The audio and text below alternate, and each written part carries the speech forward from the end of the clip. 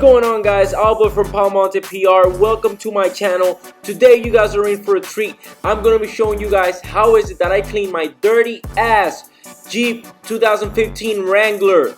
I took it mudding this past weekend and now I'm doing the hard work of actually cleaning it. The first thing that you guys got to take in consideration is that there's certain parts of the engine that cannot get wet, because if not, the engine is going to start failing. The alternator is one of them and the L filter is the other one, okay? So I'm going to be showing you guys how to actually get it clean and how to get them covered. It's actually pretty easy. So I leave you with how I clean my engine. Hope you guys enjoy it.